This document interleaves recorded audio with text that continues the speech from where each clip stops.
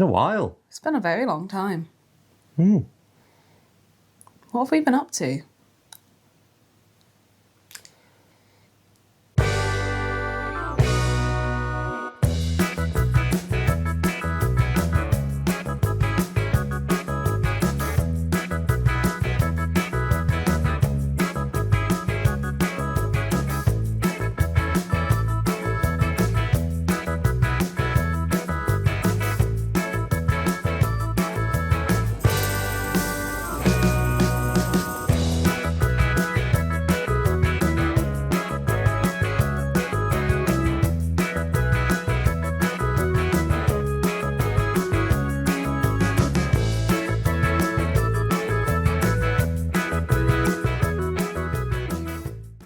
Not much. No. Hello, adventurers, and welcome back to the AfterLARP podcast. Yes, it is the AfterLARP podcast, the podcast that takes place right after LARP because we got back from LARP literally yesterday evening. Last night, and we are very tired, we're very drained, but we had a fantastic time at the first Menhir's Fate of the season, MF1 Year 1026. It's LARP season, baby. And for anyone who is joining us after the long dark, would you like to introduce yourself? Yes, my name is Stephen, but I'm also known as the Sweetsmith. And my name is Ella, but I'm also known as the Songbird of Portavas. Indeed. So, the long dark is over. The long dark, if you don't know what LARP is, it is the time between the seasons of LARP. So LARP season usually goes around about April to September. Fest LARP season. There are smaller LARPs that go constantly. And that's because no one wants to camp in winter. Yeah, no one wants to That's camp in the winter. only reason. I don't want to camp in May. No. But how are you doing anyway? Yeah, I'm good. I'm glad that LARP season has kicked off again. I have had such a good time this weekend just seeing friends that I've not seen since last year. Yeah. Bringing new friends to LARP as well. Bringing new friends to LARP and meeting new people as well. Yeah, I've made lots of new people on the contacts, field. yeah. Lots of new people on the field. It's lovely to see. So lovely to see. So we are going to dive in with kind of the big changes, with the new things, with the old things, and then we'll talk about what happened on the field, and then we'll kind of do our usual, our hods, nods, forget-me-nots. Any feedback, any closing thoughts? Yep, and then we'll say goodbye. But we're not quite there yet. We've got a whole podcast to record. Yeah, no, goodbye, done. So I think we'll just jump straight in with what's changed. So, between last year and this year, there's been a bit of a rules overhaul for Menhir's Fate LARP. Big one. Big rule overhaul. We did film a podcast all about the rules overview. However, we recorded it long distance and there were some technical issues, and then Stephen's editing system kind of didn't want to play ball. So we're going to go through an abridged section of the LARP changes. Then we'll talk about the actual of the rule changes. Then we'll talk about the changes of the LARP to a whole. So let's talk about the biggest one, I would say, is weaving and mage system. Yes, so last year there were two different skill trees if you wanted to be a magical character. You could be a weaver, which is what I chose to do, where you do long form magic and big rituals at the Menhir, or you could be a mage, which was more sort of your battle mage archetype. Combat focused, quick spells. Quick spells as opposed to longer rites.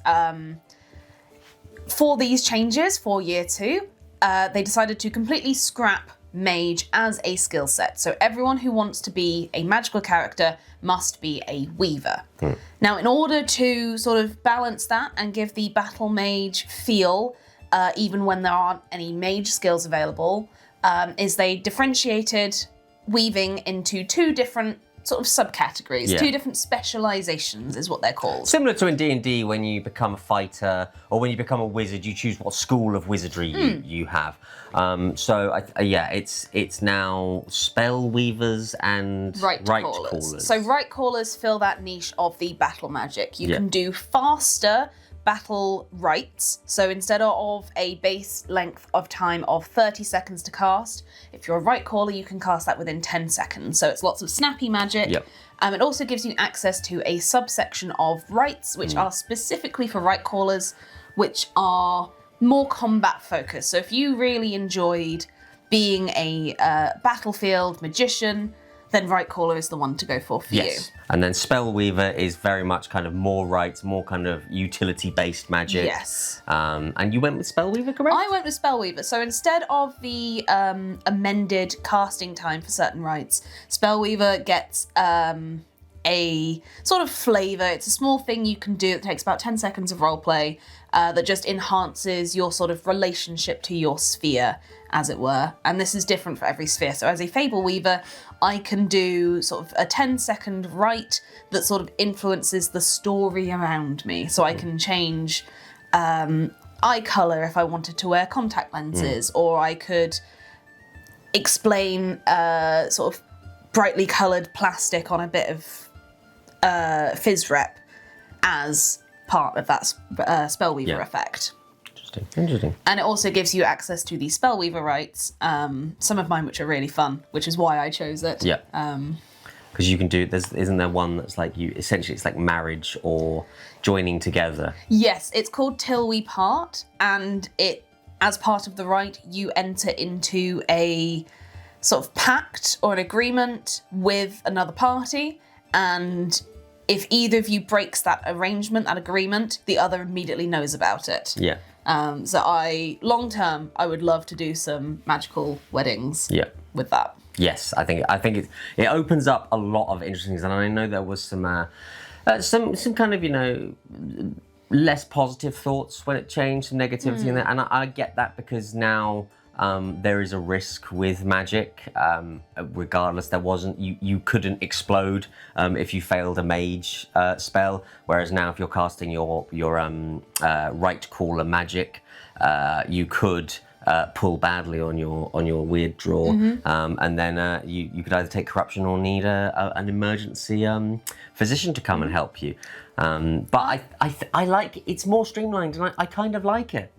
I like the fact that it reinforces the fact and the idea that magic in this system is inherently volatile. And I like it much more as an elegant way of streamlining, as you say, the skill tree, putting it all under one branch of the skill tree, and then you can sort of pick and choose. So you can choose your sphere, you can choose your specialization, and I think it adds for a little bit more diversity within Weavers. Yes, and definitely. also it makes it a lot harder to max out on your chosen sphere. Yes. Because by the end of last year, most people who had taken weaving were already at the maximum level for interesting rights. They were already at level 5, and we were all sort of twiddling our thumbs and going, what do we do with our XP now? Whereas now, I've had to go down to Fable 4 to take a specialization because of the XP cost involved. Yeah, it's almost like they've taken the time to actually spend and rejig it. And then given you more to play with and more to work for.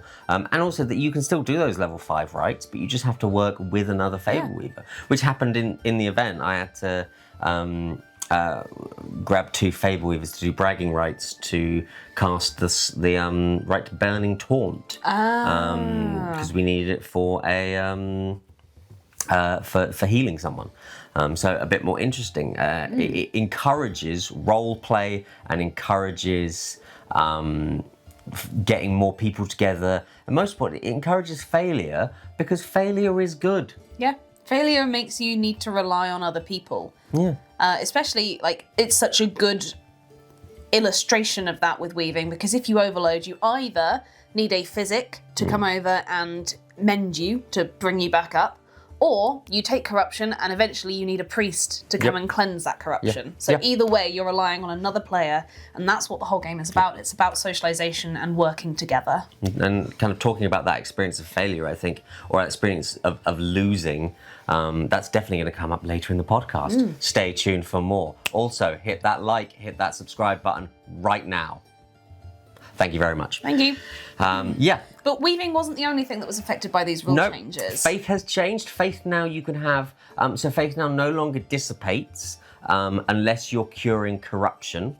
in which case you do have to give your faith to the customer service tent, not to a nearby ref, as we found out. Oh, You have to really? take it to. You have to give it to the person that you have cleansed. So essentially, if they've got 5 levels of corruption, you give them 5 faith cards, and then they go up to the customer service tent, and they will say, "I've just been cleansed of my corruption because I was naughty," and give them the 5 faith cards, and then it's all cancelled out, and everyone's happy and Nice. things, which I like. And yeah, so otherwise you hold on to your faith, but you can have a maximum of 12, which again encourages roleplay. It encourages you to go and seek out other priests when you're doing your entreaty and you need 36 faith. Well, that means you're going to need a minimum of 3 priests all tapped out on their faith, which I think, again, really cool idea. There's a lot more changes to what they can do. When you get dedicated, you get a special skill. Yes, which I actually completely forgot about this event. I got dedicated on the Sunday, and I kind of didn't know what the effect was. I can't remember the scholars, but I can remember the travelers because I did get that.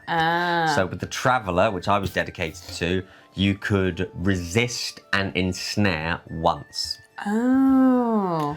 They were all very thematic, and I do like it because it gives you an incentive to fully lean into which gods your character will favour. Yes. So for me, Saphira favours the Traveller, the Muse, and the Scholar. Yes. And those 3 gods are sort of the ones that she will gravitate towards when it comes to dedications. And I like that it is incentivised for, say, a warrior to go, like a fighter, to go to priests of, they say, the Guardian or the Warrior, rather than ones which wouldn't align with them as much. And I think that will, in the long term, sort of increase diversity amongst priests on the field. Yeah, it definitely will. And I think as well that I know that the Jester Priest's dedicated skill is that you can you can pause someone's bleed count as long as you are doing a performance. So as long as you are aggressively gyrating over them, they will not die. I think I like that mental image. If you stop, they will be gone, or they will continue to bleed out. So it's a really good, quick thing. So if you are in a pinch and the healer's on the other side of the field, well, you just start your beautiful monologue, and then as they're running over to kind of help, it really useful. And also, again, plays into that performance thing. The Jester is not about pranks unless it's necessary. It's about performing, as is the Muse, obviously. And yeah, so Faith had a rework. Vigor skills had a rework. Massive rework. You don't take vigor as a usable resource anymore. It's now, again, subclasses, kind of like your fighter. You'll have your battle masters, your brutes, your tanky type people. Bulwark is another one. Bulwark. And Harrier. Yep. So I chose Harrier, which was very similar to my build previously. It allowed me to rend as long as I was behind someone, and that. A lot of them had, you could do this once per encounter. This was rend if you are behind someone. That's it. No upper limit. No upper limit, which was really interesting to use. And the other was that I could do I've Seen Worse or cast Regeneration on myself once per combat encounter. And which is, again, leads perfectly into another change in that these use cases are now characterized per encounter rather than per day. Yes. And an encounter is generally an excursion or a skirmish that you go out on, or roughly every 30 minutes. Yeah, if you take a break for 30 minutes, it should reset the encounter limit. So you can't just go like, bang, bang, bang, bang, bang. Oh, this is a different encounter because I'm talking to a different person. Yeah. It needs to be a specific thing that is happening. Which I think is another really interesting and another very elegant way of utilising the groundwork for the skills that they've already set out. Yeah. And obviously Apothecary and Enchanting hasn't had a massive change, but tweaks to measure up with, there's no longer needs focus or vigour. So they've kind of rejigged the tables you can make, both for enchantment and for your apothecary, your potions, your consumables and blade oils. And the last one is Physician. Physician hasn't really had a huge change. No, I think it's the only skill tree that hasn't really changed much. Yeah, and it's For me, the only thing they've changed is that an advanced physician can no longer get someone from 0 to full when they are healing in a minute. So now they can get them from 0 to 3. The 0 to 3 is then, after that, they can then be, even if they're on 1 hit point, we can then get them back to full. So it means that your heavily chainmailed, heavy armored person with 2 levels of toughness, giving them 11 hit points, they don't just go from 0 immediately up to 11 back into the fight. It was a balance issue because advanced physicians were pretty broken. Yeah. You have no resource cost. Yeah. So you could spam it, essentially. I could do it permanently. And I think that is a necessary and needed change. Yes, yeah. I think the only thing I would like as improvement, we discussed this quite a lot. We've had lots of discussions and about actually, this. I discussed this on the field with a couple of other physicians, is that I would like subclasses for physician. I would love subclasses for physician. It was my first thought when I looked at the rule changes. And I think advanced physician should instead be 2 different subclasses of advanced. You should have combat medic, your emergency, going out there that's in the fight. Which is what you would be. Which is what I would be, and that could have, maybe a lesser heal time, or maybe you could bump up how many hit points you get people in, or even just a use of ice in worse. Yeah. And then there should on the other be hand, surgeon or something along those lines, because there are some physicians, and I know them in the field, that don't like going into combat, not because they want to protect their characters or anything like that, but they get a bit stressed from it. Yeah. There are tons of people who are non-combat on the field, and having a dedicated subclass for healers in that, I think, would massively improve that area of the game. And my ideas for a surgeon subclass are directly inspired by some surgeries that I saw on the Portavan field last year. And you could do it about wound cards. That would specifically, because then you could explore really interesting wound cards. Yes. And you could have sphere specialization, because some of those wound cards now say you need an Oracle Weaver, or you need a Fable Weaver to do this, and it could be that the surgeon has taken a class on Fable Weaving in medicine and can then do... And then counts as a Weaver for those specific wound cards. Yeah. And I think that would be a really interesting way of doing that. And it's important to feed that back to Men's Fate. So if you like that, put it in the feedback email and your feedback thing. I like it, so I'm going to put it in my feedback. And we might do a whole video going through our proposed... If we ran the zoo. If we were to write the skill trees for an advanced physician improvement or specialization, how would we go about it? I've got some ideas. Yep. But I think going through it case by case in a video would be quite interesting. Definitely. So I think those are the major rule changes. Obviously, there have been some tweaks of things. You now no longer need to spend experience points in getting armor. Oh, yeah, that's a good one. Or weapons. So I ended up basically having so many extra experience points, which is why I took the double Harrier build to get to level 2, because I had ambidextrous. And now I bought myself a Gambeson, so I've got some light armor. Which, again, is such a good change. I think that one's been universally sung praises. Yep. Because things like weapons, especially big weapons, and things like armor, especially heavy armor or intricate leather armor, is a big out-of-character cost. And having that be an in-character cost as well is both a barrier and also a pressure for those that have it. Yep. And as well, now two-handed weapons can be shattered, because previously you couldn't shatter two-handed weapons. Which was a weird decision. And now it is, which I think, again, just balances the field a little bit better, both against, when you're fighting the monsters and when the monsters are fighting you. But yeah, I think that just about sums up all of the changes. Again, we'll put the... Not all of the changes. What We changed site. Oh, yeah, well, I kind of blocked that bit out. Yeah. So we were previously at Bygrave Woods to begin with in Baldock, and then we went to Western Park for the last event, and we have moved once again to Dadford Road campsite, which is the old Empire grounds right next to Silverstone Racecourse.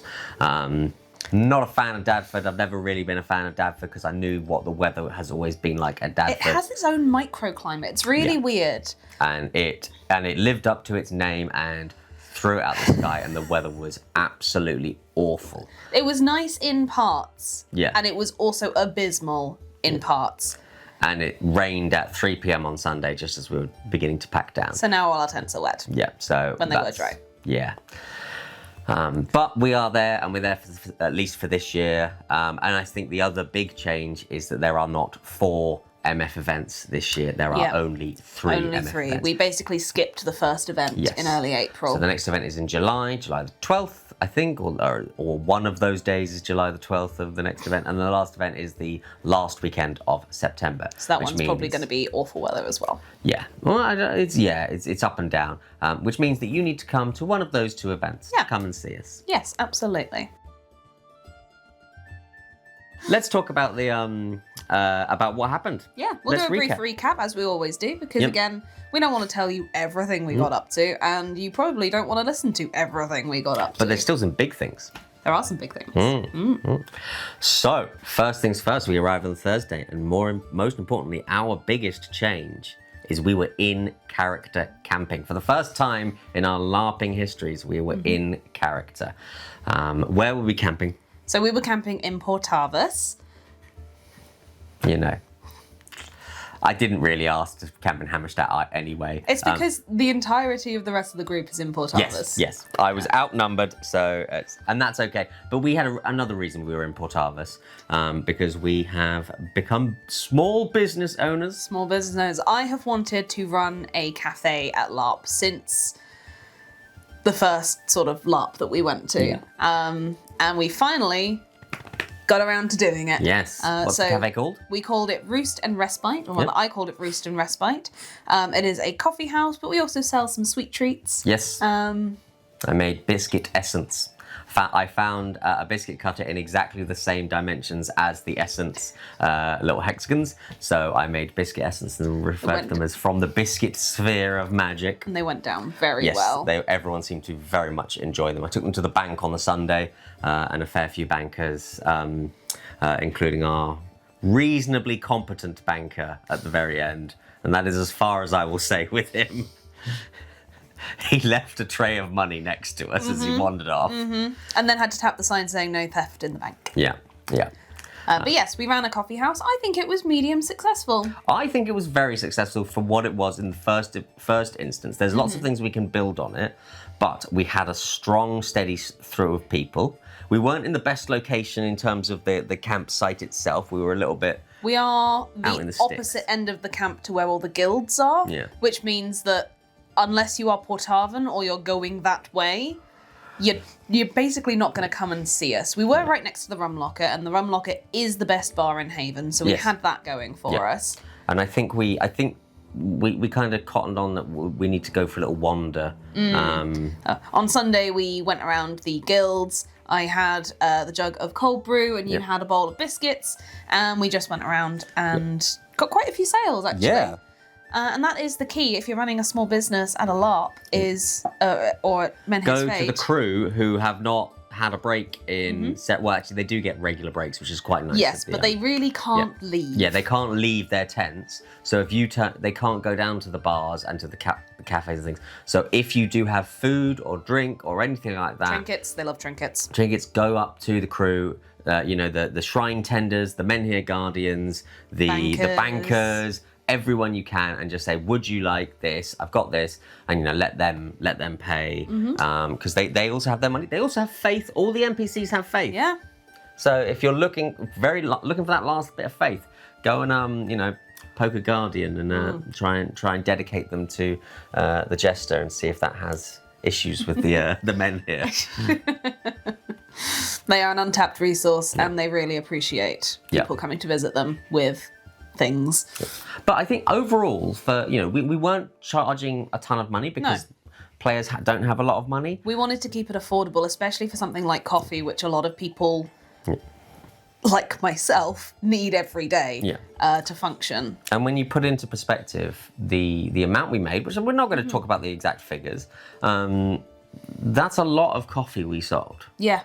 We actually sold a lot of stock. We did. because of the amount of money we got and some resources as well. If you don't have any money, we take resources. We do take resources as trade, yeah. Yep. So the coffee house was a success. We will be bringing it back. Yes. I've already got some ideas on how we're going to tweak, change, and improve going forward.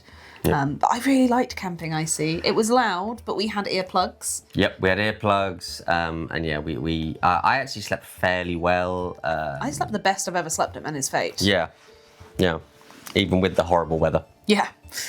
But yeah, I think the only kind of tweak I had with doing the coffee thing is that I was up from about 8 o'clock in front of a fire, boiling kettles, over and over and over again, which wasn't too bad, but it was just it's not the most fun game. Gets a bit smoky, yeah. Yeah. But I don't care. That's something we can improve on. Yeah, we can work on it and maybe do fire pits for heating the water up, or we'll work something out. We'll workshop something. The cold brew I think sold really well. Yeah, the cold brew was excellent. We'll definitely be bringing the cold brew back because it was very popular.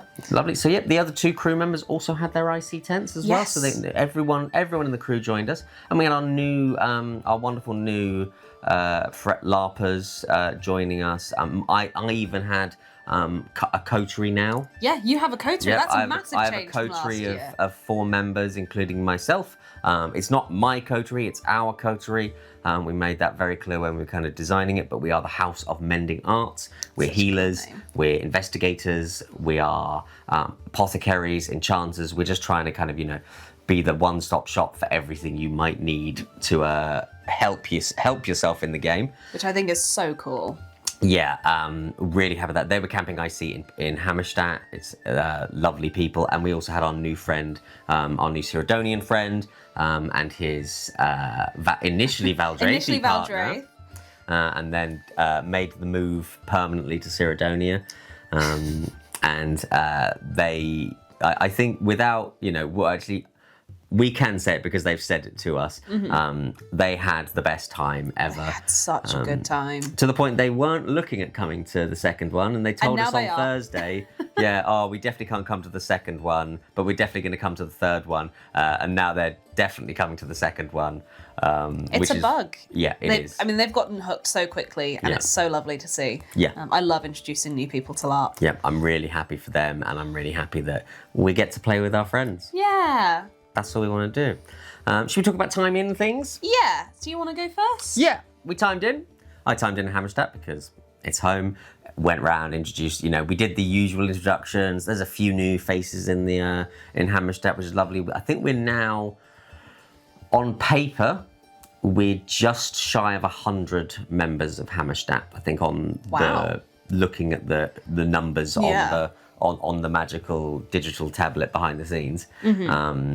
And I don't think we had 100 at that event, or just below 100 at that event. I reckon we had around 50. So our introduction was a lot longer, but we said, do your coterie, not yourself. Yeah. Otherwise we would have been there until... I think it's wild that you guys still do introductions, because we've never done introductions in Port Arvis. We're big on showing off. It's our main thing. So we had 2 elections at this event. We had the Ringelnatter Bürgermeister, which obviously our wonderful Peacock Rainier was going for the second term. They had buttons. They had buttons this time. It was incredible. Yep. Mine's broken and I'm very sad. Yep, they had buttons. I'm not 100% sure on the motto of one of the buttons, but it was good fun anyway. Mine said, I don't know what a Hammerstadt is, but I'm voting for Rainier. Yep. I do know what a Hammerstadt is, but it was very funny. And then we had the Magpie election, because the Magpie Burgermeister has moved on to become a thread in another nation. So we had 2 new threads. Ooh. It was very exciting. We had a wonderful 2 new threads. We had a new doctor thread, so kind of focused on more I like that. type thing. Yeah. And I think he's a guard for hire. Is Otto. Oh, okay. Yeah, there is a lovely kind of backstory given that's on the Menhir's Fate Discord. So go and check that out. But they were both just perfect for Hammerstadt. It's sometimes nice to have some slightly more grounded members to bounce off the silliness. Well, if you're and then all bring silly, them then it's not silly. Yeah, exactly. You're just all over the place. Yeah, so it's not just on the backs of Comrade von Hammerplatz. the Beer Baron and our wonderful Agnes, the ex-Breakable player. Oh, is that their thing? Yes. Oh. Now, yeah. But yes, so we had 2 threads. So we did, the usual bits and bobs, introduced ourselves, went around it, and then we kind of just jumped into catching up, meeting things. There were a couple of newer players, so I went on a little tour with them, showed them the guild tents.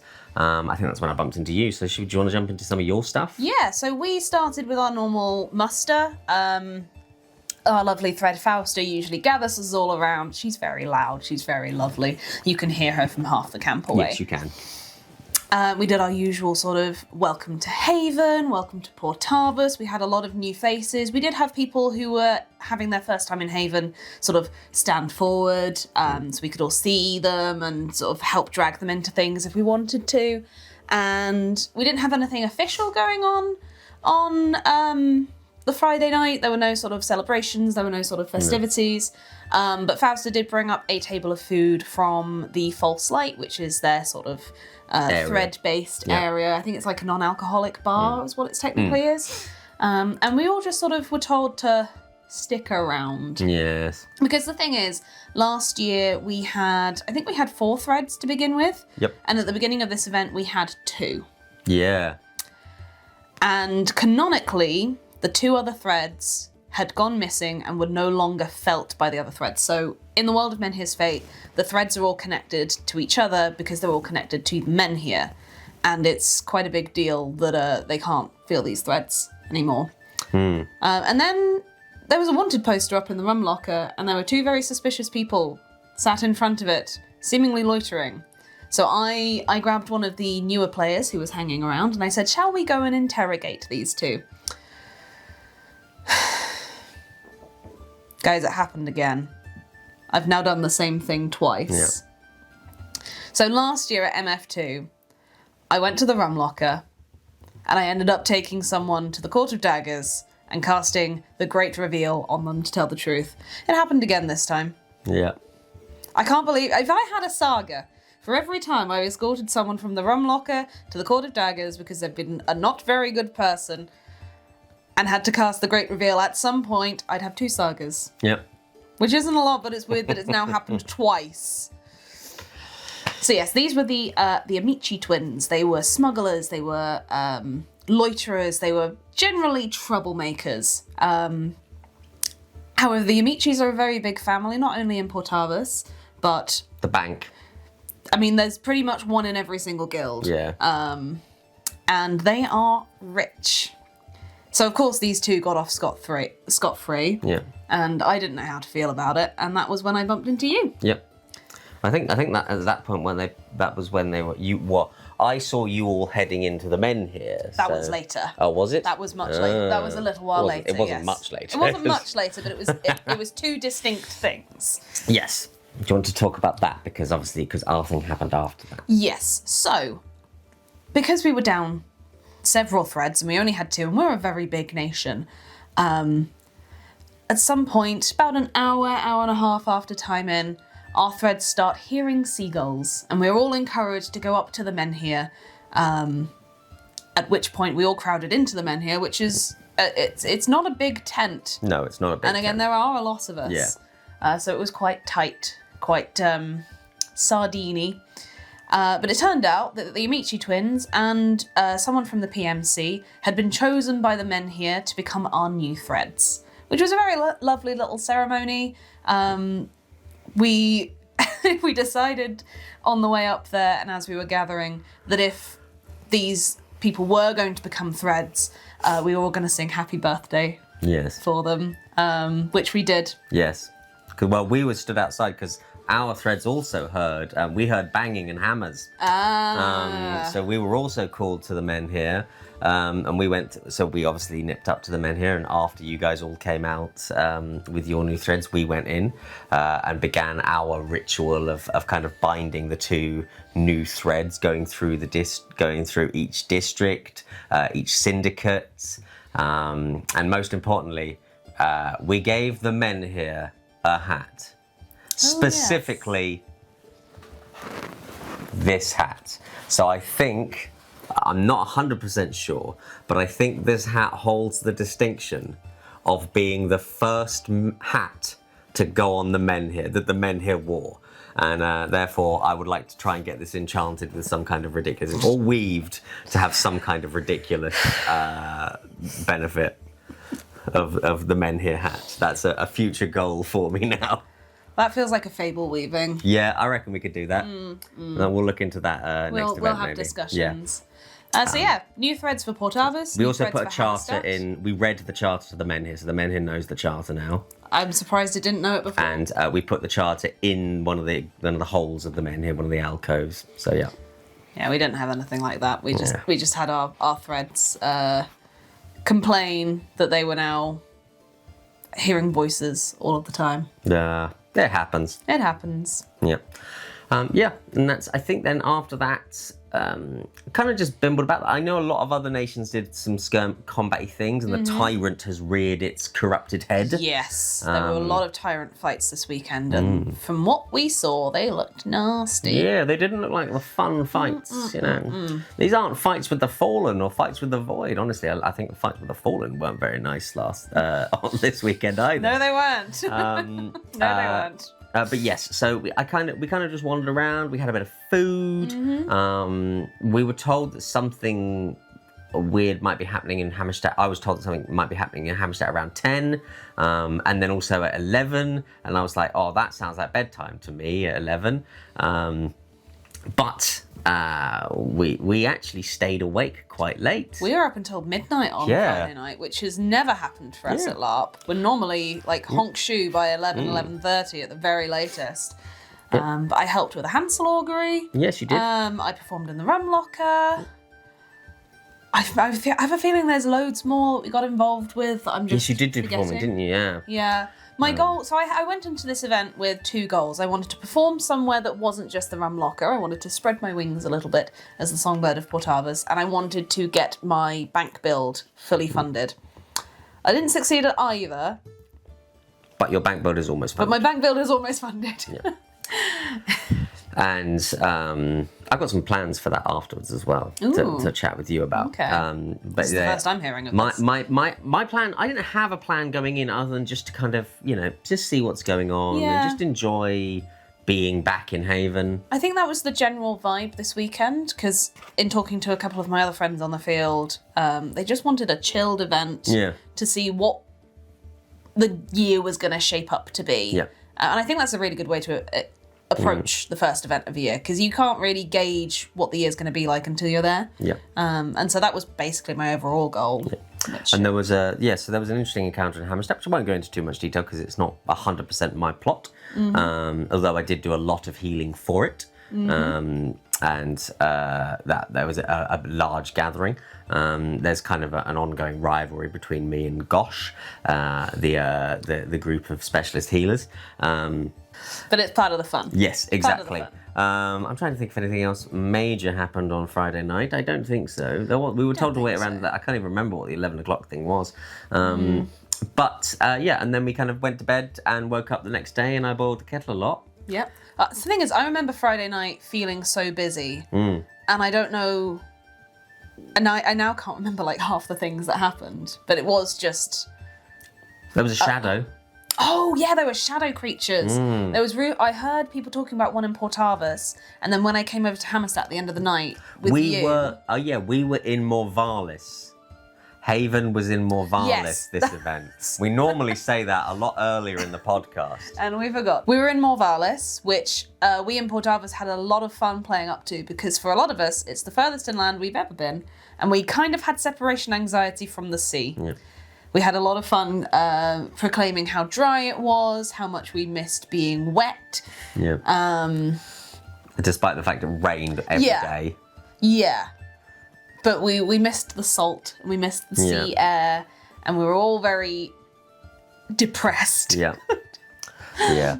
Then we'll move on to Saturday. So we woke up, I boiled the kettle a lot. I boiled several kettles, in fact, because we wanted to make sure that everyone could have hot coffee or cold coffee. Yes. And yes, then Ella kind of was businessing, was serving this. I went over to Hammerstedt initially briefly, only to discover that we were going off on a skirmish in about 15 minutes. Yeah. So I had to run and grab some backup because we didn't have enough fighters. I essentially ended up running the coffee shop from 10 up until our monstering slot at 12. Yeah, you did. So that was my morning. It was very nice. Yeah. We had a steady flow of traffic. One of our threads bought a lot of coffee for people. Yep.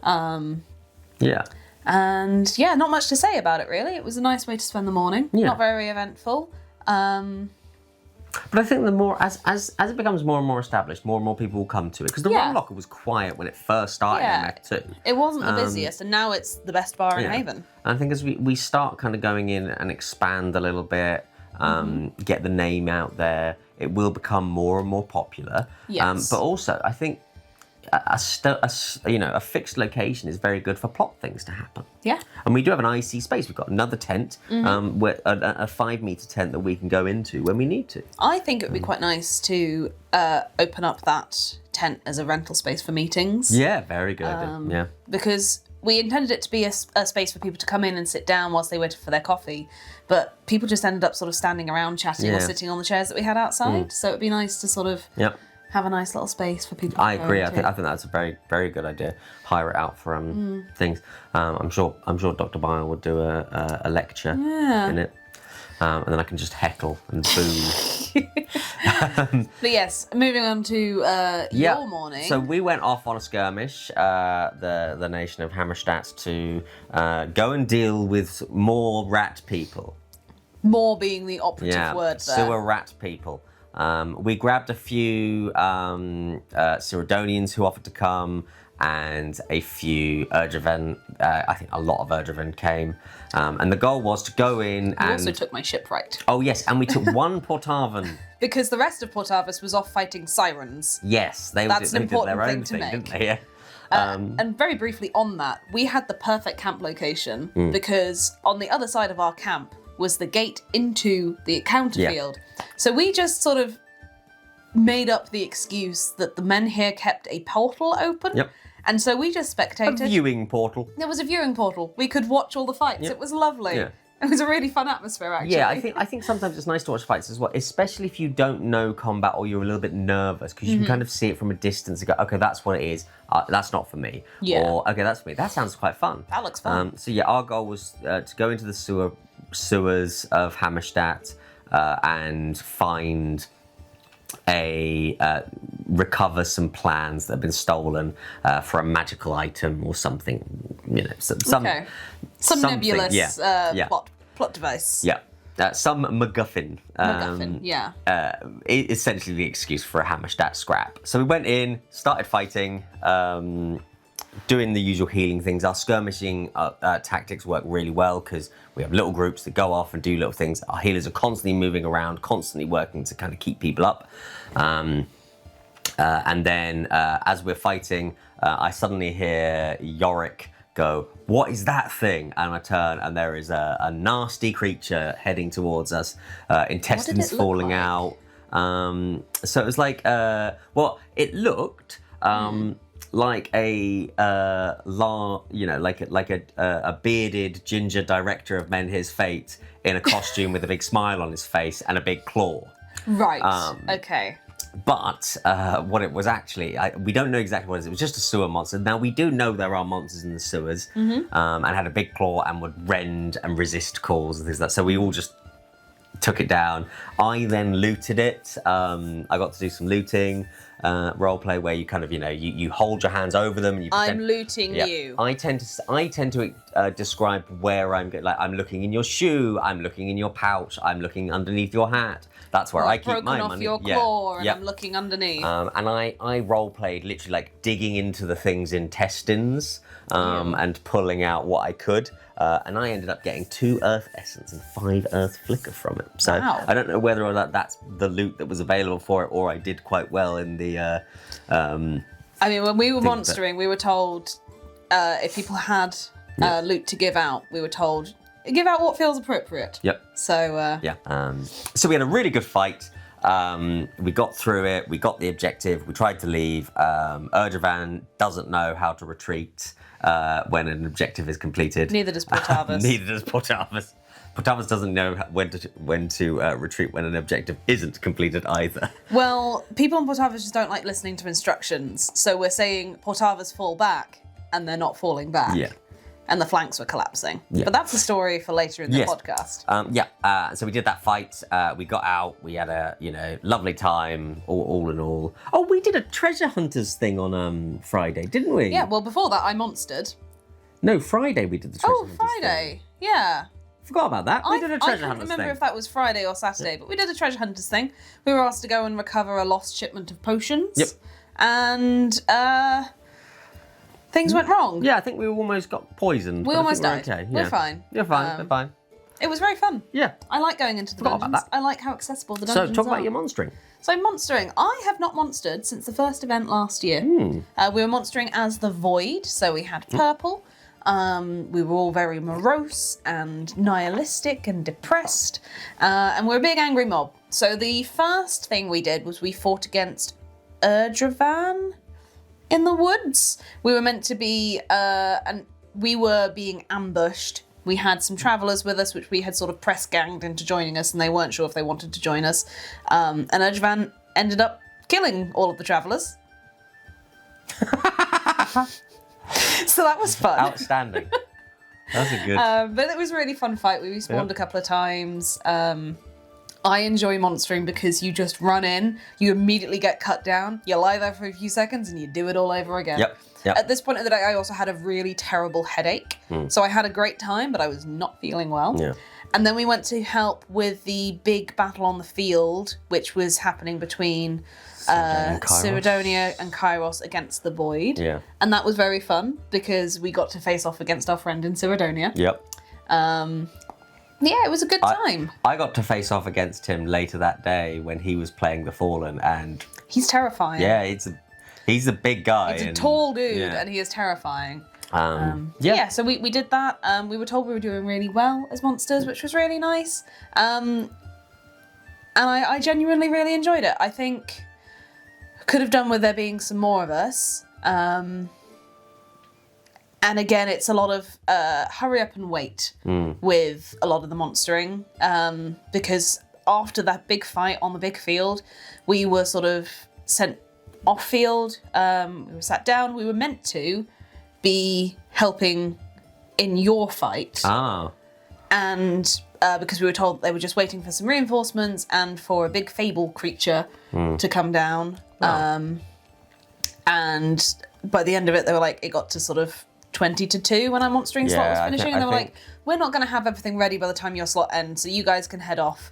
So if it felt like there weren't enough monsters in that fight, that would be why. That's exactly it. And I think I'll be talking about that in my notes, I think, because so the new changes are that a lot of the nation skirmishes now will go through the Adventurers Guild that you have to sign up for. Which I don't so like they at can all. get a sense of numbers, which I understand to a point, but also if you are going onto it and don't have the numbers, there were just some issues, which we'll talk about in a little bit. And also, we were the furthest away from the guilds on the field. Yeah. And we'll talk about it a little bit later, but there was a fight on Sunday morning where the sign up for it went up the night before.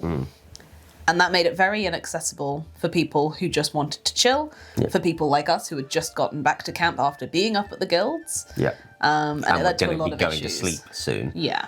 Yeah. The rest of Saturday, we did another encounter. I did quite a few encounters on Saturday because You we did went a lot, we yeah. did the morning. We did the 12 o'clock one, or the one that was meant to be at 1 o'clock, then got pushed back, and then obviously there just wasn't. And I was like, there just wasn't. It timed out basically of the monster slot. And then we had a little bit of kind of chilling out. I don't think I did a ton of things. We had Commonwealth Day in the Yes, afternoon. Yep. Which Where it wasn't, rained. Yeah, it was the point in the afternoon where it started raining. It wasn't as grand as last year. There wasn't a whole breakable tournament because that was a lot of effort from the players, and we were told about this About 3 weeks about ago. 3 weeks before the event. Yeah. So it was not a huge amount of time. There was a little market. I took some printed goods and I was intending to sing for money. But because of the weather and the fact that You there have just an wasn't expensive guitar. Well, that, and there just wasn't enough footfall, I don't think. We weren't able to make it as big a thing. I think as also it should we have were been. missing one of the nations of the Commonwealth. Yeah. Because they didn't Urdrevan kind of come over. didn't turn up, and as sort of the festival was ending, Urdrevan were mooting to go off for a fight, so it felt like there hadn't been much communication. Yeah. Because we were told, one of the changes this year was that official events, official festivals for the nations, shouldn't be interrupted by things like quests and monstering. And that's why Portavis went from having a festival every event to having Armada Day and Commonwealth Day, and the other ones are now unofficial. And we have Commonwealth Day and Clarasburg Sausage Festival, which I think is next event. That'll be fun. Yeah. I think we did that. Yeah, we had Commonwealth Day, and then not a lot else. We had someone run into the Portavan camp you did, later that afternoon. So one of the big overarching plots in Portavis, I don't want to go into too much detail, but it involves a nasty ship with a nasty captain, potentially involved with the Kraken. We had 2 of our player characters heavily involved with this plot last year. One of them died, and one of them is kind of okay. And we kind of assumed at the end of last year that plot had sort of been tied off, and it was all done and dusted, and it wasn't going to be a big thing going forward. We were very wrong, because Intercamp on Saturday afternoon runs someone.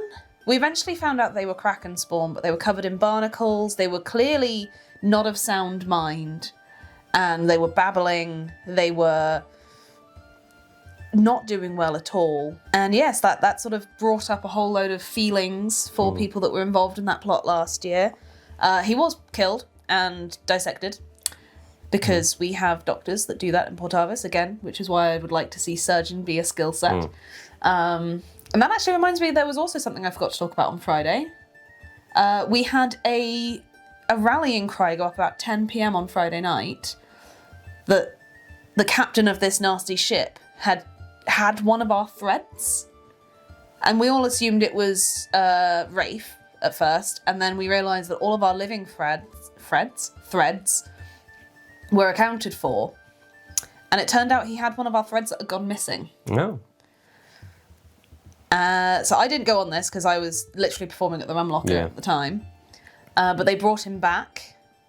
He was murdered by this captain. They brought him back, and it opened up a lot of questions because none of our threads felt him die, and they had felt threads die in the past. So interesting. Lots of questions there. Stuff for the future. And I think, and other than that, for me, I don't recall doing a ton of stuff on Saturday until Saturday evening when I went on a very fun skirmish that I'll talk about in a little while.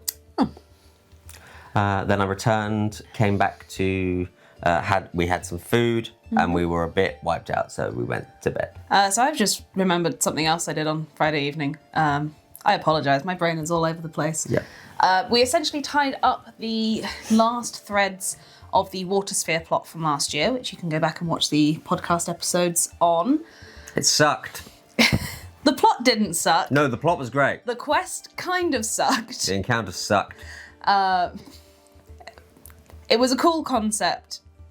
No, I mean, I'm not saying the encounter sucked. From a character perspective, it was terrible. We've all got trauma from it. So they did a weaving on this relic that we recovered, and didn't potentially gain all of the information there was. So we went to the Menhir, and the 2 of us, who were the lantern bearers, recounted our story for the traveller, talking through the Menhir to them.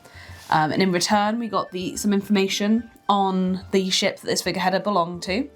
And we also each got a boon. Wonderful. And it's quite nice, because last year I had a boon from the Hearth, and I had that for the entire year, and that expired this event. And now I've got a boon from the Traveller for the entire... And they're both quite similar in theme. They were both about healing someone once per event. Well, I mean, that's always a useful skill to have as a healer. Yes. It's needed. So let's talk about Sunday. Now, Hammerstadt had the monstering slot alongside the Wonder because we're two slightly smaller nations. Turns out we're quite big together. I think maybe we might be a solo one coming up soon, or paired with. I think the big issue was that there was a lot less Portavan fighters and Portavan monsters that chose to combat monster, whereas Hammerstadt, the majority of us went, we'll go combat monster. And so we were going, and we were given essentially taken to the field and going, you're doing fighting. Who will be fighting? Me! Portavas, as we briefly mentioned, had an excursion on Sunday morning. We were told that the captain of this nasty ship that we've been up against since the beginning of Menhir's fate was going to be there. And the big bad evil guy. Big bad evil guy. We just wanted to, get rid of him once and for all. It did not go well. No. Because we got onto the field and there weren't as many of us as there were monsters. It was about 2 to 1. Yes. And Portavas is a nation that is currently trying to find its fighting style. We should be skirmishers. However, the way we organised ourselves in this fight was a lot more akin to line fighting, which we are not. No. You're not. We're not. We don't have shield walls. We don't have a huge amount of pole arms or pikes. And I think listening to kind of the feedback both from the people I spoke to in Portavas, and also seeing it because I was on the other side fighting, and knowing how I am in Hammerstadt. And we are skirmishers in Hammerstadt because we're built up of coteries. We're not built up of big groups like that. So all of our coteries. So that's why we don't listen to each other. One person going right, get in a line and stand that. That's not something that we are capable of doing. We're going to go off in our coteries. We're going to know who our healers are, and I think that's what Portavas needs to capture. Yeah, because we are skirmishers. We're a nation of different ship crews and trade houses.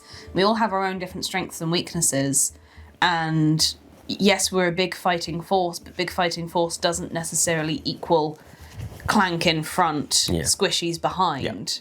And we were massacred. Yeah, essentially, in that fight. What happened was, 100 fallen, corrupted, steamrolled over Portavas, leaving 12 dead.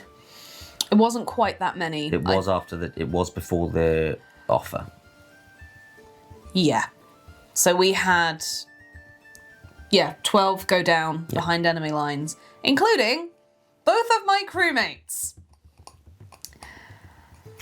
And obviously I'm on the other side of this. I'm in that, and at that point I see, my two friends. One is, on the floor counting. The other one has stopped counting and is in tears. And obviously at that point I'm dropping everything. I'm not playing a bad guy or anything like that. I'm going to go and look after my friend in an OC way, and just kind of check on things like that.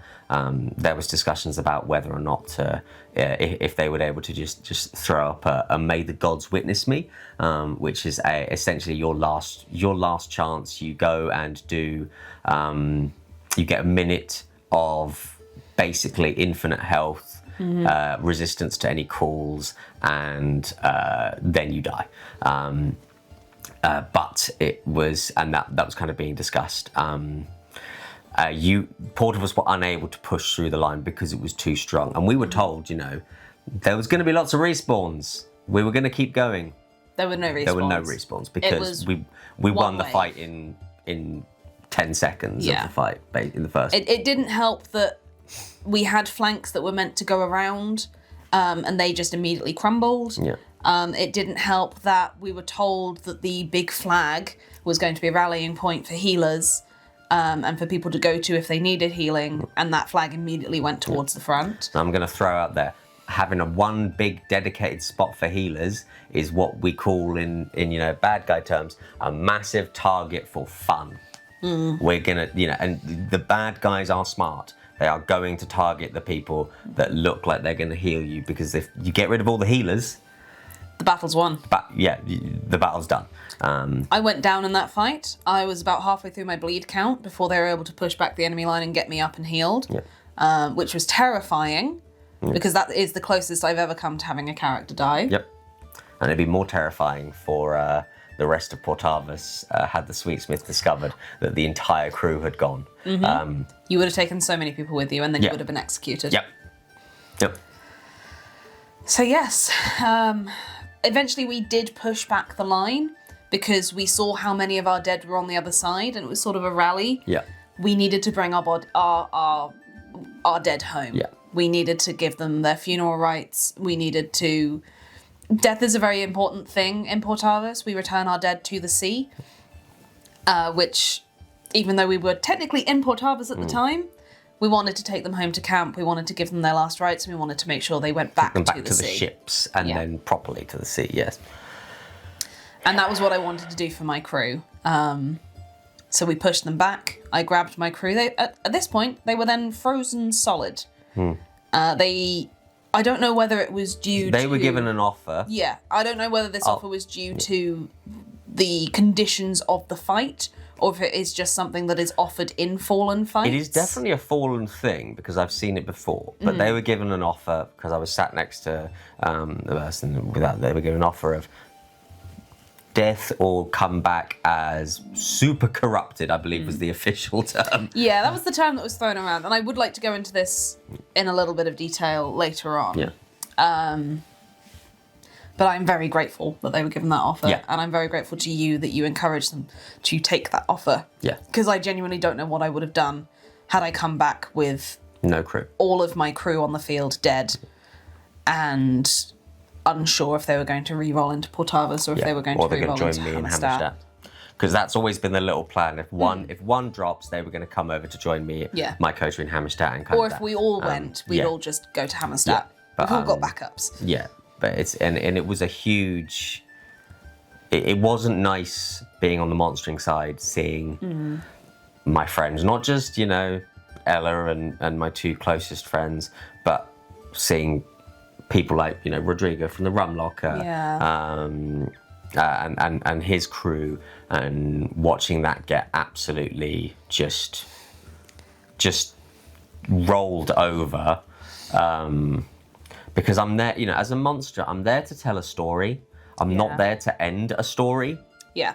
And that's something that that is the ethos of monstering. It's what we are told when we sign up to go and monster, is you are there to make the players feel good. You are not there to execute anyone. Yeah. Yeah. If they die, that's, a side effect of things. There were a lot of discussions after that fight on Sunday morning and afternoon about battle drills, battle training. I know you have some plans for Hammerstadt to get involved. There's a lot of internal stuff in the nation, and I think this fight was horrible enough that we as a nation have gone, we need to get better at this as a whole. Yeah. It doesn't help that the Fallen are very heavily armoured a lot of the time. And we are not. And that's it. That's the issue, is you're not just going up against uneven numbers, you're going up against uneven hit points. Yes.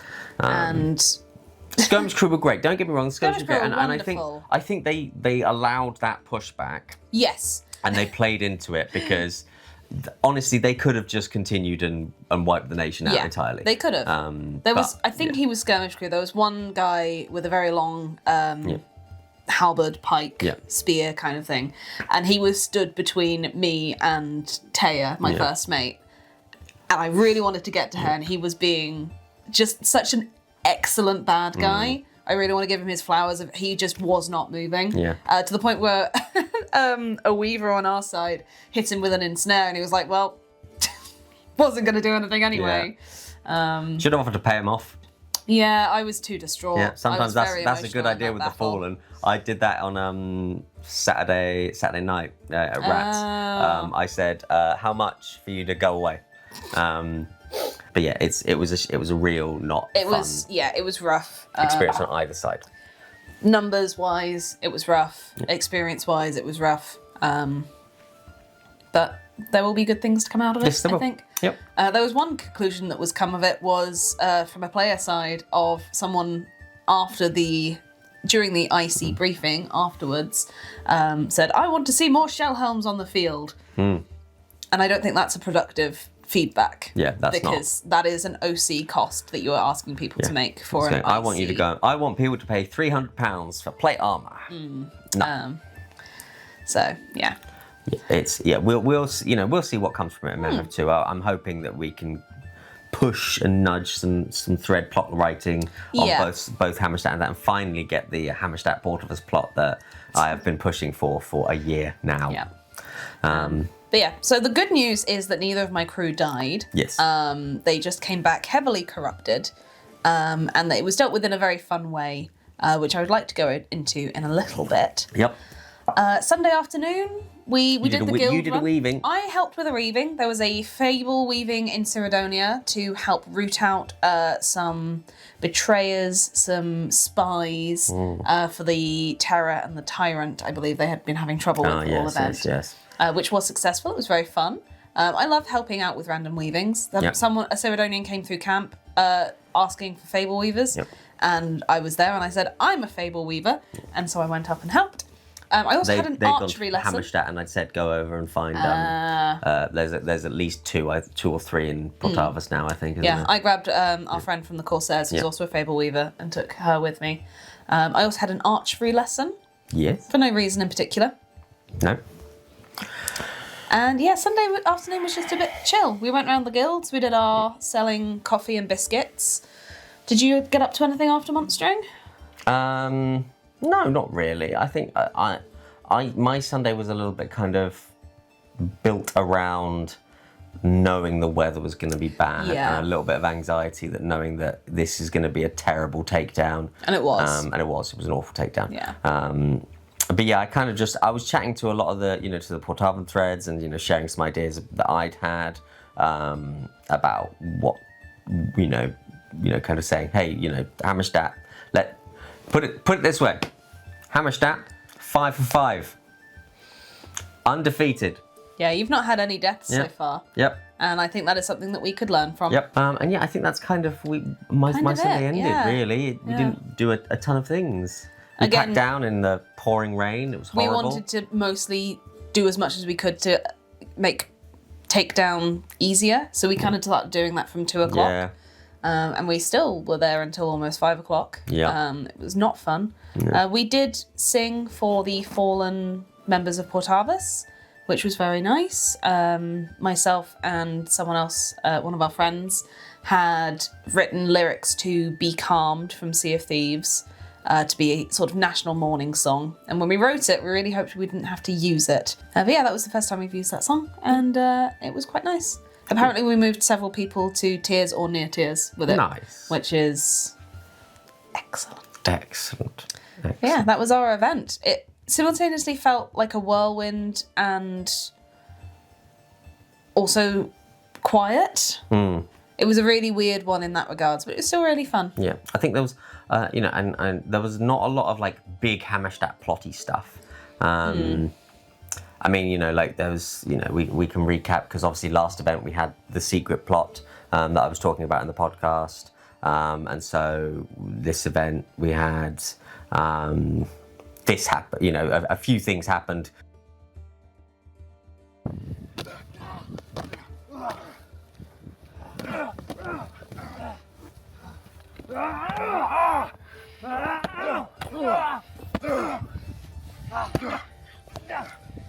Come on!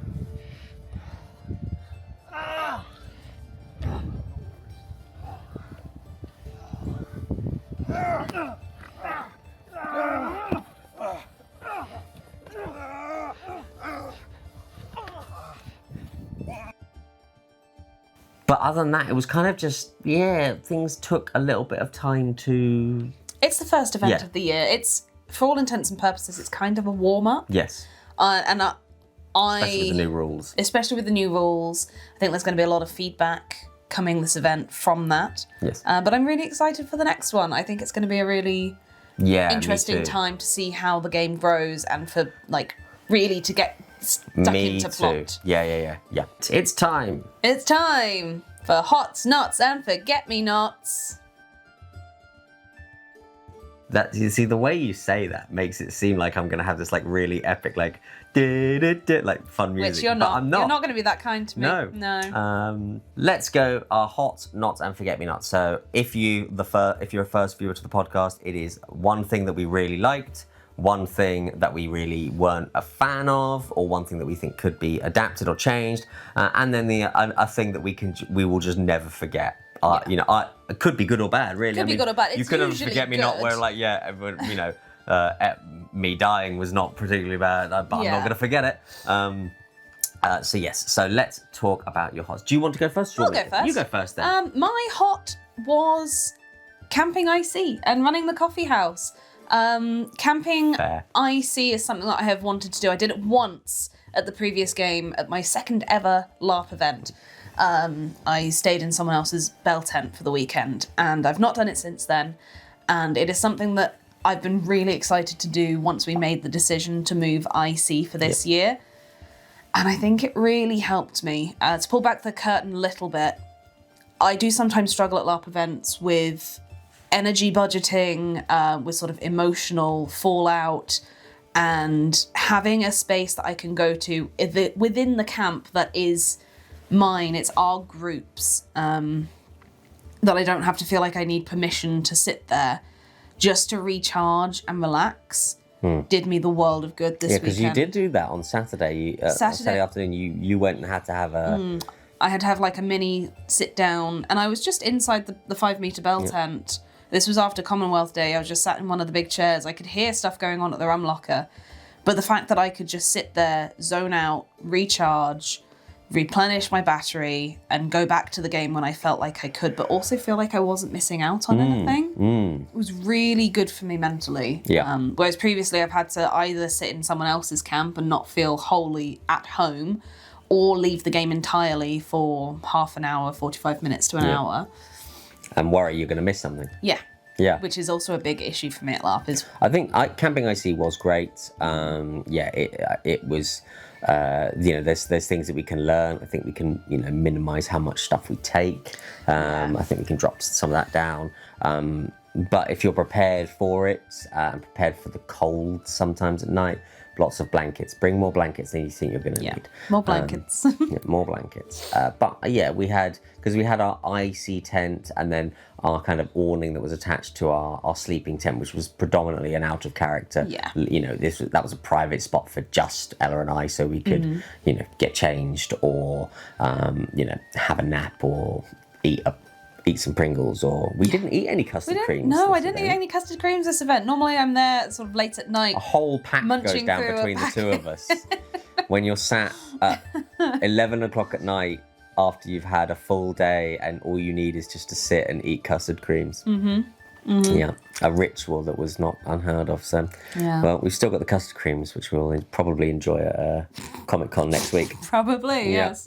But yeah, that was my help. We've talked about the coffee shop at length, but again, it's something I've always wanted to do for a very long time, and being able to actually do that has been very fun and very fulfilling. It's been really nice seeing the response to it from players. Yeah. What was your hot? My hot was bringing in, you know, part of it was camping IC, but it was bringing new people to the game.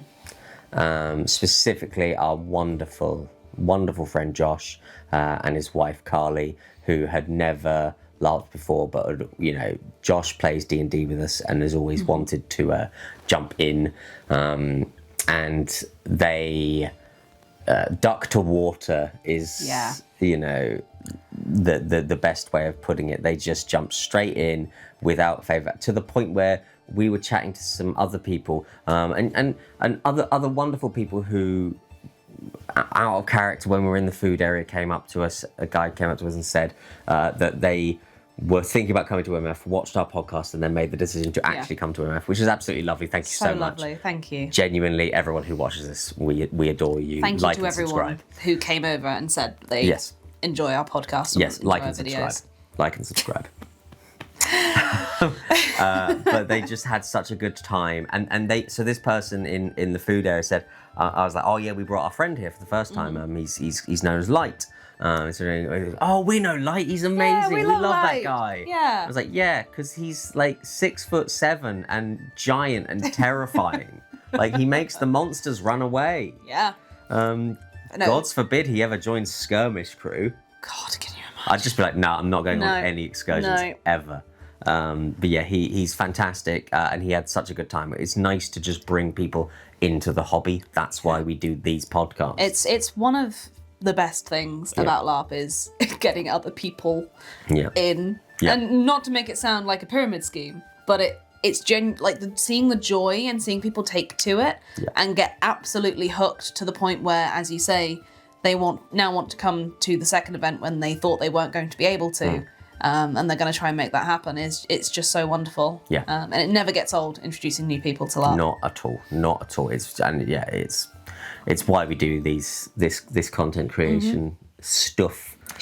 All right. Should we talk about a knot? Should we bring things down? Let's talk about a knot. So my knot was performing, or rather, the lack of it. I did perform a little bit, but what I've noticed this event is that somewhere along the way in the long dark, my confidence has been shaken. And I think there's a couple of different factors that go towards that. Part of it is that when I've been practicing recently, I've been trying to do vocal warm-ups, trying to take care of my voice to make me sound better, and also to be more mindful of using my voice. And in the chaos of the field, I didn't get a chance to do that before any of the times that I was going to perform, which in turn made me feel more self-conscious about my voice and made me less happy with how I was performing. Another factor is that there was still an ongoing conversation within Portavus about whether sea shanties are on brief or not. And as a lot of my content that a lot of the songs that I'm bringing to LARP are either shanty adjacent or reworked shanties, it does take a bit of a personal toll on me, even though I've had threads say, no, it's completely fine. Yeah. We want to sing shanties in the field. Yeah. I think the discrepancy between what is being sung on the field and what the wiki says is really impacting my own confidence as a performer within the nation, because I've had to have conversations with people in the Discord where they've read the wiki, they're new to this year, and they just assume that shanties are completely off brief because of a music brief that was written by someone who isn't even the writer of the nation. Yeah. I think in terms of shanty adjacent stuff and appropriate shanties, that's where it is. It's finding appropriate. But you rewrite a lot of your things, and you make it appropriate to the setting. And that's a lot nicer. But it's something that I've struggled with since the first event, is kind of feeling self-conscious about the music that I'm bringing, because there are people out there who think it's not appropriate, even though I know that I have selected songs that aren't rooted in colonialism or have original lyrics that are bigoted in any way. But because some songs within the genre do have that, they're all sort of painted with the same brush. So myself and the other bards that I work with within the nation kind of refer to them as ethically sourced shanties, the ones that aren't rooted in those principles. The ones that are appropriate for the game. And it's just striking that balance. It's something that I have struggled with the entirety of Menhir's Fate, and it's probably something I'm going to continue to struggle with unless there are significant changes made to the wiki. So that will be going in a feedback email at some point. Yes. But I'm already fighting one battle to get things added to or clarified in the wiki that has not been successful yet. So we shall see. I agree with you. I think it's, I'm not on the performing side, but I also think it's important that other people not from Portavus respect the briefs that are sought and the hard lines, as it were. Because while there is this grey area about the ethically sourced shanties that you're trying to clarify, there are certainly some that are not appropriate. And Drunken Sailor is a big one. That is a hard no. Just flat out. don't, just, and then seeing people kind of coming in going, oh, well, you're the seafaring, so clearly it's fine. It's like, well, no, it's not, because it's not an appropriate song. And it's never been an appropriate song. Yeah, I get it. I haven't read many of the other nations' musical briefs. But you're not going to walk in and singing an, No, but I'm not going to Yeah.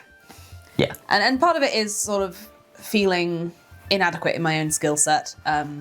We had a very popular group from Empire join us this event with exactly the same gimmick and exactly the same name. And they kind of came in with this sort of already being known within certain circles. And I originally really liked MF because it was a clean slate. And those grassroots. Yeah, grassroots. People who weren't necessarily known for this thing at other LARPs that are bigger and more established could kind of find their foothold in it. And so it does kind of suck to see big performers come in and immediately sort of steamroll with their existing popularity. But that's not necessarily the point. The point is I don't feel like I'm good enough. And alongside the other two factors, that kind of knocked my confidence and made me very shy at performing this event. Well, we're going to get you back to that. I think MF2 will work on finding something better. There's the Cyrodian bar that you want to perform at. Yeah. We're going to go find some. We're going to do a world tour. Eventually, I'm going to do a world tour. I'd like to do a concert at some point as well.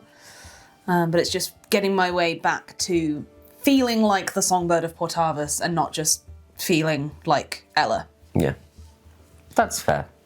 And it's been a long time since you've played Saphira, so... Yeah, it's also been a long time since I've performed any music for an audience, so...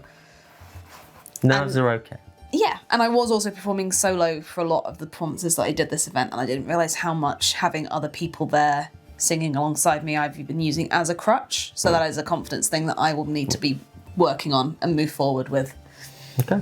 Yeah, what was your knot? My knot was... some of the organisation, again, so this new system of using the Adventurers Guild to sign up for nation-specific excursions, there were many issues with it. And I know it's the first time, teething problems, and I'll give it that. We'll see how it goes in MF2, but I don't like it at the moment. No. And I'm allowed to have that. That is my opinion. Other opinions may vary. So I'm going to go through the three problem skirmishes that happened with it that I was part of. The first one was a void skirmish to kill General Traxxas, who is one of the void generals. Nasty person. We've cursed him before and dealt with him, and then he's come back. And it was for 40 Hammerstatters to sign up. So we signed up. Lovely. It was meant to be at 1 o'clock. We got there. Everything's been delayed. I'm not even going to go into the timekeeping thing because I've done that in multiple podcasts, and I know it's just what happens. Yeah. So it got pushed to 1:30. Okay, that's fine. Got pushed to 1:30. We're all there because we're just hanging around. And then when we go down, and then as it gets to 1:30, we get told, okay, we're going to split you into 2 groups of 20. Now already I'm not feeling great about that because I know that Valdraith got split into 2 groups of 20. All the heavies went in first, got massacred. All of their, because they had no healers, and then all their healers went in, got massacred because they had no shield. Yeah, I believe that's what happened. I might need correcting. If you want to correct me, down in the comments after you've liked and subscribed. It's not engagement bait at all, is it? Exactly. So we make sure we split it evenly with some healers in one group, some healers in the other, and our group was the Kill Traxxas group. And then we go down, and then we're told it's a stealth mission, which we were never told that it was a stealth mission at all, heading up. And Hammerstadt don't do stealth. No, you're not a stealth nation. No, we are a loud, brash... You're a mob. Yeah. And we're like, oh, okay, right. And then we get told Traxxas isn't there either. But that's the entire point. That's an OC thing, and that's so like, okay. So what are we actually doing there? Yeah, you're just going in for a scrap with no plot involved. And so then we go in, or the first group goes in to do the stealth killy mission, And we assume it's just going to be, they'll go in, they'll come out, and then everyone will reset, and then we'll go in and do the same thing, which is a bit naff. And, I kind of thought, I'm missing lunch for this at this point. Yeah. And then we go in, and then so they go in, and about 5 minutes passes, and then we get told, oh, the portal's opened, you need to go in and help them. And we go in, and everyone's dead. Oh. And there's only maybe 20 Portavan monsters in there. Right. So there's 40 of us. So the Yeah. other group go out, the other group leave, and then we go up, and maybe 10 get told to stand up and fight us. And we're like, this is not fun. No. I think is the best way. Because we were told that Traxxas was going to be there, and he weren't there. We were told that it was a fight, and it was a stealth mission, which none of us are really interested in doing. And we were told that, and then we go in, and it's essentially just 10 people, and then they stand up, and then they go and respawn, and they stand up again, and we did it twice, and we're like, at this point, we're like, feels a bit nothing. Yeah, really. I think the general consensus from Hammerstadt was to start printing T-shirts that says, I went on a mission to kill Traxxas, and all I got was this T-shirt.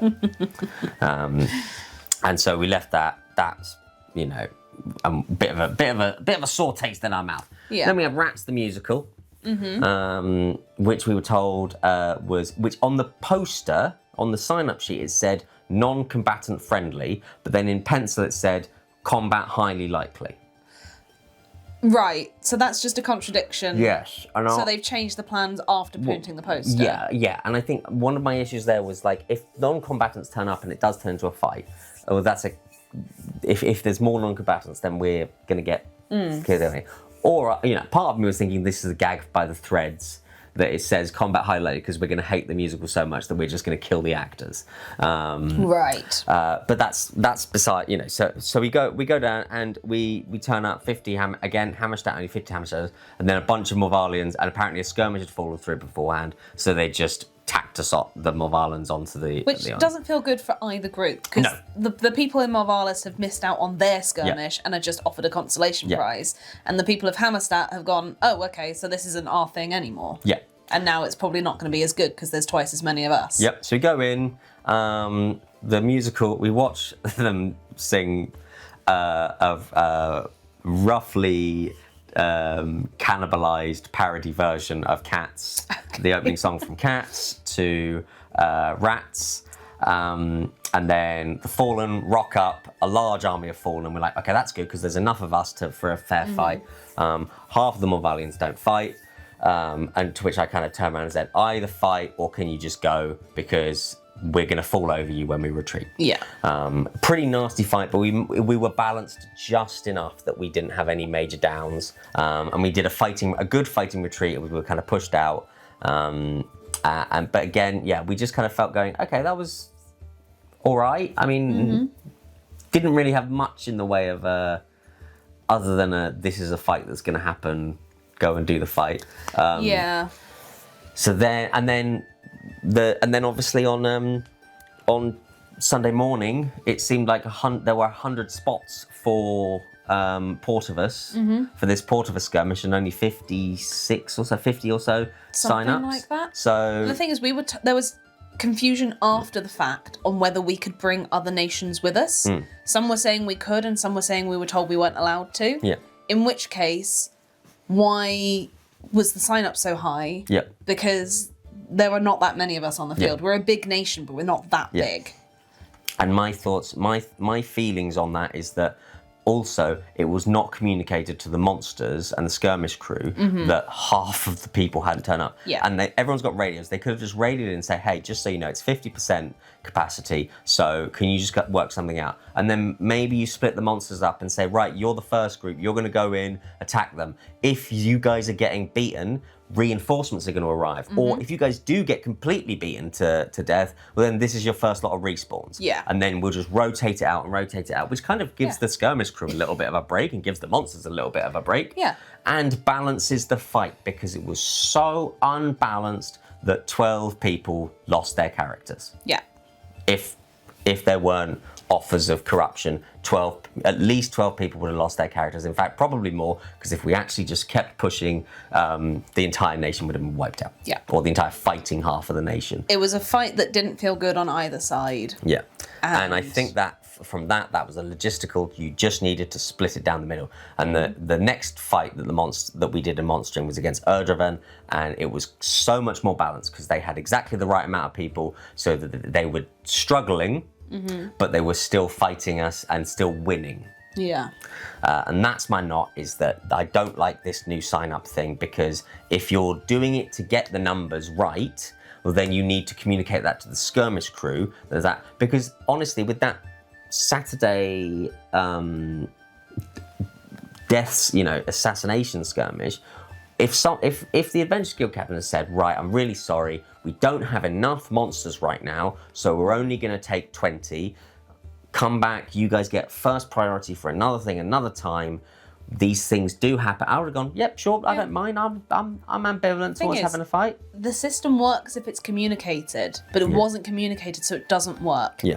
And from my side of things, something that's just sort of occurred to me now is if everything's going through the Adventurers Guild, but some are specifically locked to Hammerstat, so you had a couple things that were just Hammerstat, that immediately brings up exclusivity. Yeah.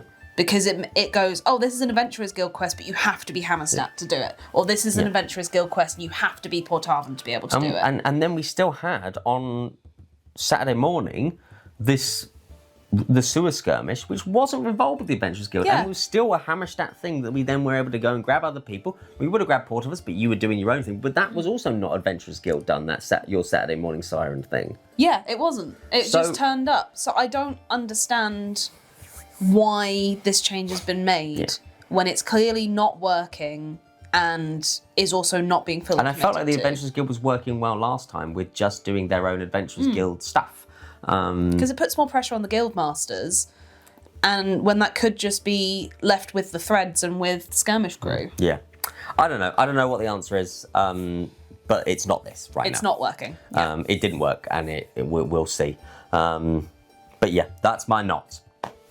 Should we move on to Forget-Me-Nots and end on a high note? Let's end on the high note. Forget-Me-Not. Give me your Forget-Me-Not. So my Forget-Me-Not is something that I was involved with, but wasn't necessarily about me.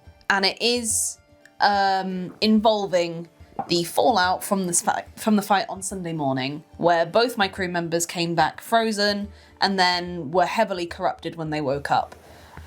This happened to a lot of people in Portavas, to the point where we drained the nation's supply of faith to cleanse them.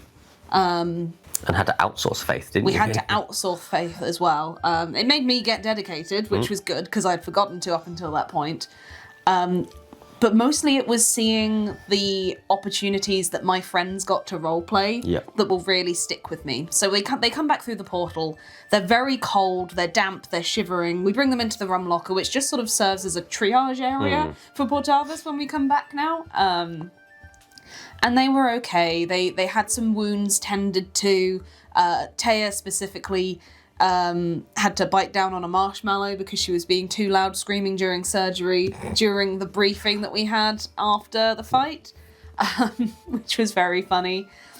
And then they started stealing weapons, by which I mean they tried to steal the weapons off the people that were helping them, because they were heavily corrupted by the Fallen. Yeah. And the Fallen are a very covetous, very greedy, corrupted faction. They want to hoard things, they like shiny things, they want all the wealth for themselves.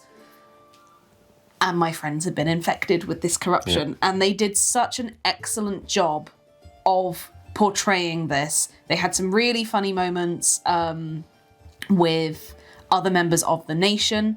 So Taya tried to run off with Cassandra's trident, and Otavio tried to steal the sword of the Sawbones that was healing him, to the point where he took the sword, went, oh, that's a nice sword, tried to run off with it, and then the Sawbones dragged them back and headbutted him to knock him out.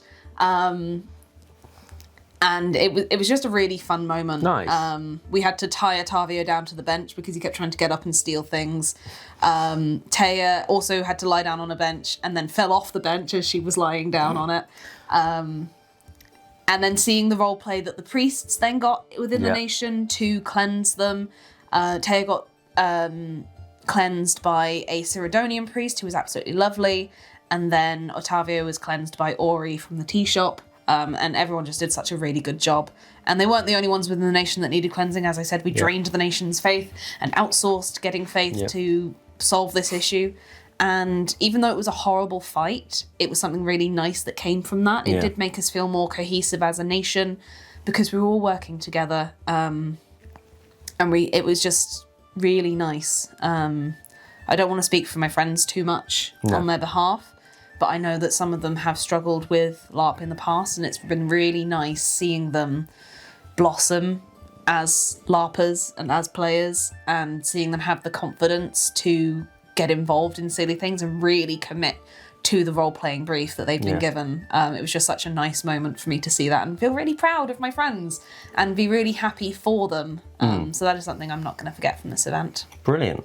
I think it's nice, and that's, you know, it's wonderful. Similar to kind of my hot of seeing my friends and you know, our friends playing, that having those moments where you can just sit back and go, yeah, that's what we've helped create, and that's the atmosphere and the love that we have allowed them to just explore this silliness. And it's what LARP's about, baby. Yeah, LARP is silly. Yes.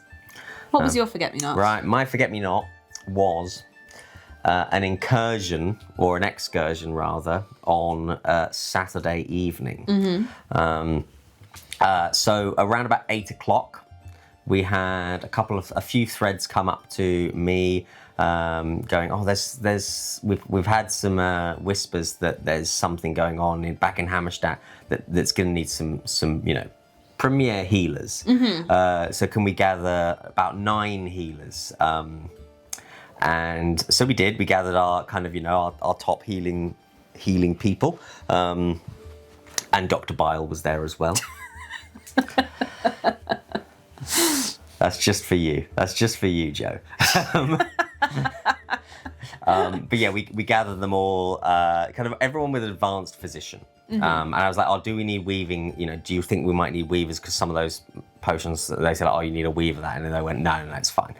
So we went down, it was 9 of us. And as I was walking down, I realized this would be the perfect time for a terror-related nasty plot device, because the 9 best healers in Hammerstadt had just all gone off on one mission. Yeah. If we were just suddenly, you know, led into a trap, not that the threads might have done that as a bit of a challenge, but if we were let into a trap and all 9 of us died, that's basically the whole nation's best healers gone.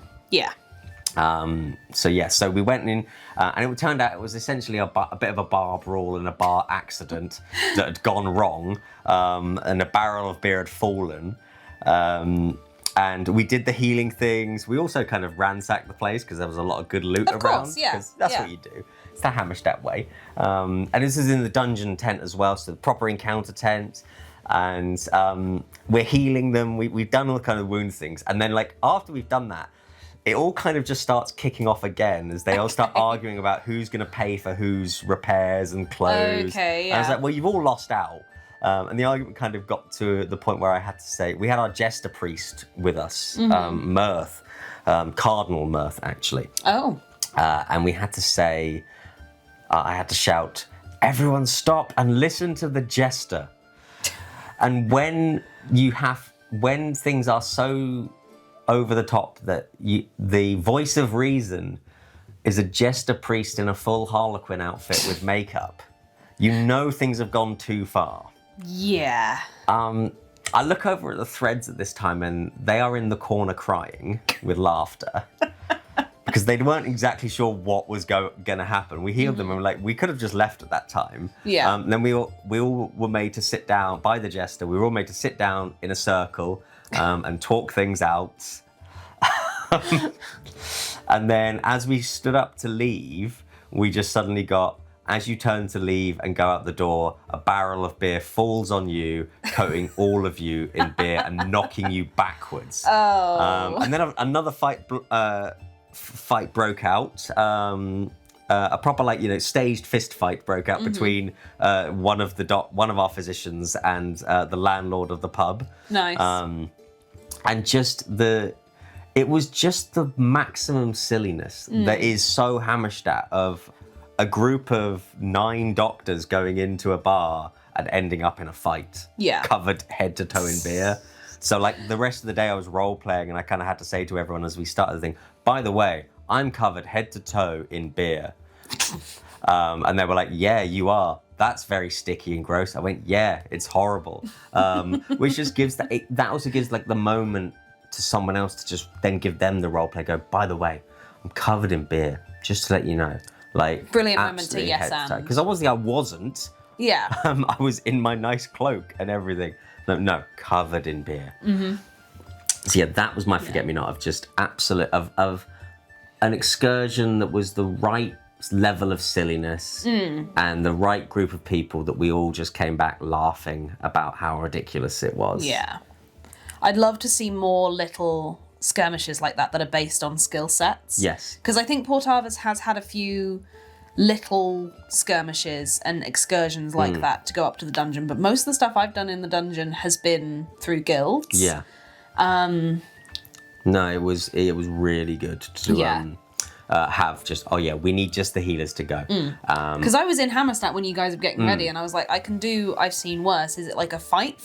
And they were like, no, it's like wound cards. Yeah, it's wound cards in there. Yeah. Basically, it's advanced position some broken stuff. Legs, some boo-boos, some various things. Yeah, it was, and I think having plot that is specifically for a certain skill type is really good. Yes. I'd love to see something like that for weavers or maybe weavers from specific spheres. Yeah, fable weavers maybe. Yeah, that'd be really good. Yeah. You know, trips to the fable sphere and... Yeah, I don't know if I want to go to any spheres anytime soon. Spheres are rough places. I've been to one sphere and it was a bad time. Yeah. Well, that's everything. That was Menhir's Fate. Event 1. MF1 2026. Or 1026 if you are in Haven. And who knows where Haven will manifest next. You have thoughts that it should have been Portavas, this event. It should have been Portavas. There was a pattern last year where we predicted it was going to be Portavas for this event, and it wasn't. I would like to see Portavas, Haven in Portavas for MF3 when we have Armada Day, because I think that would be very fun. What do you think, the Wonder? Wonder next one? Yeah, maybe. Or Urdrevan? Yeah, because we've had both... We've had 2 Crownlands nations so far. We've had Hammerstadt. So it's really Cyridonia. Cyridonia, Urdrevan, Portavas, or the Wonder. Or the Wonder, yeah. Why don't you, in the comments, put where you think it is, and whoever wins, you get bragging rights. Yeah. Not the spell. Not the right. The right is super powerful and requires a water essence. Yep. But you get the bragging rights of being correct. Yes.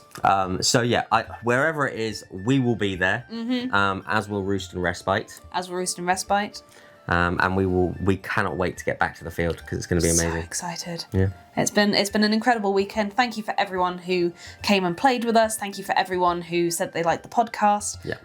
It really is an excellent ego boost to have someone come up to you and go, "Hey, OC, by the way, I really like the videos." Yeah. It is nice. It is lovely. Well, that does it. Thank you very much for watching, everybody. I've been the Sweetsmith, but I'm also Stephen. I've been the Songbird. I'm also Ella. Thank you very much for watching, and we will see you again soon.